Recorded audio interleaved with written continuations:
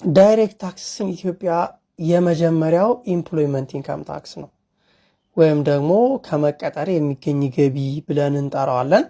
ማንኛውም ሰራተኛ ወይም ደግሞ ተቀጥሮ የሚሰራ ተቀጣሪ ሰራተኛ ከሚያገኘው ገቢው ላይ ከ0 እስከ 35% ለመንግስት ግብር ይከፍላል ማለት ነው። ገቢው ከ600 ብር በላይ ከሆነ ኢምፕሎይመንት ኢንካም ታክስ በሚል ከ0 እስከ 35% ለመንግስት ይከፍላል ማለት ነው።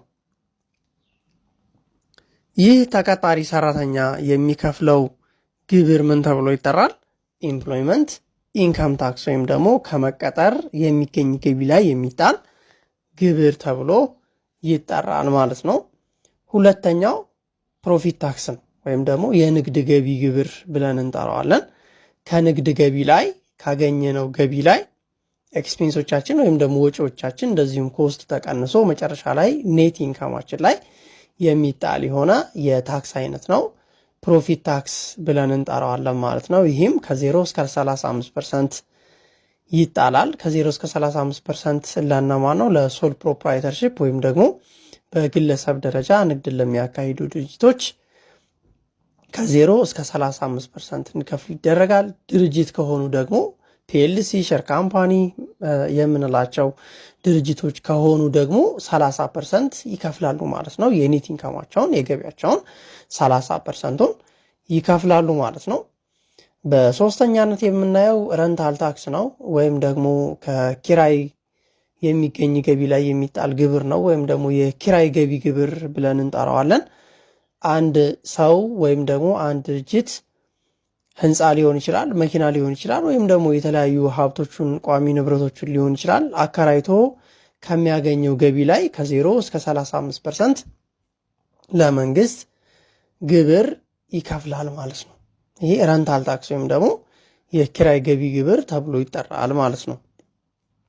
እዚህ መቼ ነው የሚከፈለው? የአመቱ መጨረሻ ላይ በአመት ተሰልቶ ይከፈላል ማለት ነው። ሌላው ሮያሊቲ ታክስ ነው።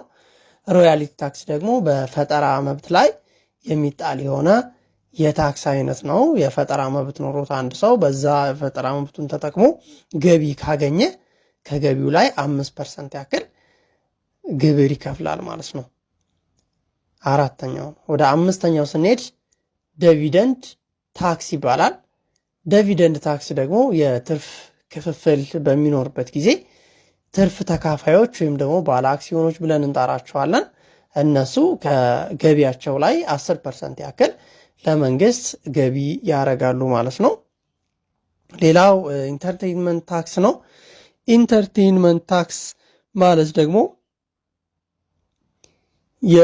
በመዝናናት ምክንያት ወይም ደግሞ ሰዎችን አዝናንተን ሊሆን ይችላል። አዝናንተናቸው ከዛኛ ገቢ ካገኘን ያገኘነው ገቢ ላይ 10%ን ተሰልቶ ግብር እንከፍልበታለን ማለት ነው። ሌላው ኢንተረስት ታክስ ነው። ኢንተረስት ታክስ ደግሞ የወለድ ታክስ ብለን እንጠራዋለን። አንድ ሰው ወይም ደግሞ አንድ ድርጅት ወይም አንድ ግለሰብ ባንክ አካውንት ይኖረዋል። ስለዚህ ባንክ ላይ ያለው ገንዘብ ወለድ ካለው ወለድ የሚታሰብበት ከሆነ ወለድ ይኖረዋል፣ የወለድ ገቢ ያገኛል ማለት ነው። ስለዚህ በዛ ወለድ ላይ 5% ኢንተረስት ላይ ማለት ነው ያገኘው ኢንተር ለምሳሌ 100,000 ብር ኢንተረስት ቢያገኝ የ100,000 ብር 5%ን ለመንግስት ገቢ ያደርጋል ማለት ነው። በታክስ መልኩ ምን ይባላል? ይሄ ኢንተረስት ታክስ ብለን እንጠራዋለን ማለት ነው። ሌላው እንደዚሁ ፕሮፐርቲ ረንት ታክስ ነው።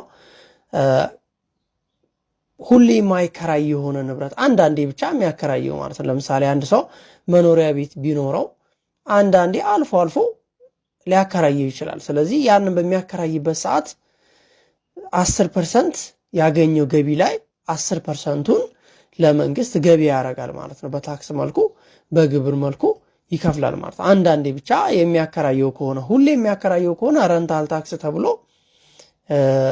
የቤት ኪራይ ግብር ወይም ደግሞ የኪራይ ገቢ ግብር ተብሎ ይከፈላል ማለት ነው። እዚህ ግን አንዳንዴ የሚያከራየው ከሆነ ሁሌ የሚያከራየው ካልሆነ ማለት ነው ፕሮፐርቲ ረንት ታክስ ብለን እንጠራዋለን ማለት ነው። ሌላው ካፒታል ጌይን ታክስ ነው። ካፒታል ጌይን ታክስ ማለት አንድ ሀብት አለ አትርፈን በምንሸጥበት ሰዓት ለምሳሌ አክሲዮን እኛ የገዛንበት የገንዘብ መጠን አለ። አትርፈን በምንሸጥበት ሰዓት 30% ያክል ለመንግስት ገቢ ግብር እናሰላለን ማለት ነው፣ እንከፍላለን ማለት ነው። ካፒታል ጌይን ታክስ ተብሎ ይጠራል። እንደዚሁም ደግሞ በፕሮፐርቲ ላይ በቋሚ ንብረቶችም ላይ እንደዚሁ ይሰላል ማለት ነው።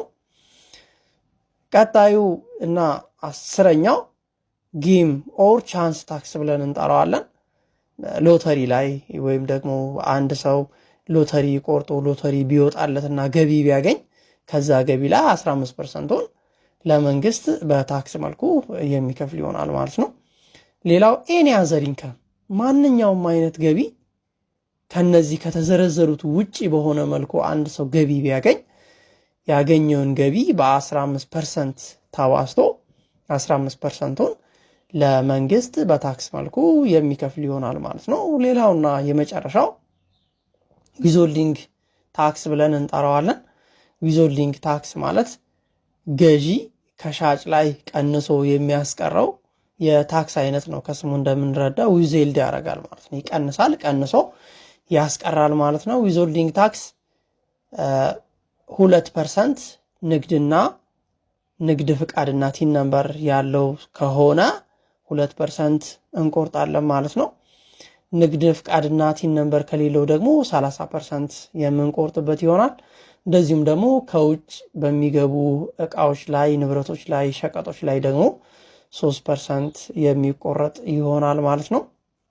ዊዝሆልዲንግ ታክስ እቃ ከሆነ ከ10 ሺህ ብር በላይ ነው የሚቆረጠው ዊዝሆልድ እንድናረግ ግዴታ የሚደረግብን። አገልግሎት ከሆነ ደግሞ ከ3 ሺህ ብር በላይ ግዢ በሚፈጸምበት ሰዓት ዊዝሆልድ እንድናረግ እንገደዳለን ማለት ነው።